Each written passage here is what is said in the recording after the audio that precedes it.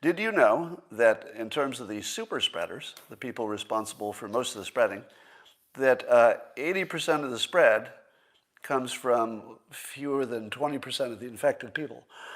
So by a 5-to-1 or 4-to-1 ratio, the super spreaders are doing most of the spreading. Now, so that's fact number one. It's the super spreaders who are doing most of the spreading. Now, let me ask you this. If you could get rid of just the super spreaders, would we already be at a point where we could kill the pandemic? Because that would reduce its spread by, do the math for me, but, work it out in your head. If 80% of the spread is coming from, 10 or 20% of the people, don't you reduce the spread by, like 5 times or 4 times or something like that? I mean, I'm not doing the math right, but in terms of that degree, it's sort of in that neighborhood, right? Now, there's more. So what causes somebody to be a super spreader? So not everybody is a super spreader, and apparently there have been studies, and they can tell you who. Number one, somebody with large lung capacity. Large lung capacity. So in other words, just physically, they're just expelling more air. Makes sense that would be more dangerous. Number two, people whose immune response is not so good, meaning that their body doesn't fight it off so well. Who would that be? Overweight people, for example, and people who had maybe other immune problems, and people with comorbidities in general, I guess. So we know those two things. And then the third thing is how much social contact those people had. So it wasn't just enough that you were a super spreader. You had to be the kind of super spreader who was also spending time with a lot of people. Now, let me ask you this. The CDC gave us the following guidelines early on and still, that we would protect the vulnerable and also socially distance everybody else in pretty much the same way, with the exception of maybe the young, the very young. But generally speaking, the whole population has similar restrictions, and then we're going to protect extra the vulnerable people.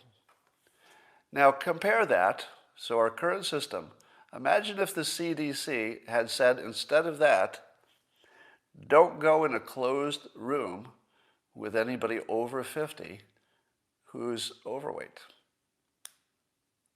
What if they'd said that? And what if that had been the only guidance? Do whatever you want, just don't go in a closed space with overweight people. That's it. Now, could the CDC say that? No. No, they could not. Do you know why they can't say that? Because that would be fat shaming, it would be calling out a segment, etc. Because it would be only a short leap before somebody said, hey, Scott, that sounds like a good idea, but black people are having worse outcomes. Maybe the guidance should be that you should stay away from black people. Ugh. Now you got a problem, right? Now you're a frickin' racist. It's the worst thing you could possibly. I can't even imagine anything worse than that, right? It was like maybe the most. Seriously, it's hard to think of anything that would be more destructive to civilization than calling out an ethnicity and saying, stay away from them, don't go in the same room. But when it comes to weight, it's a little bit safer, but it still gets you into that wokeness territory, doesn't it?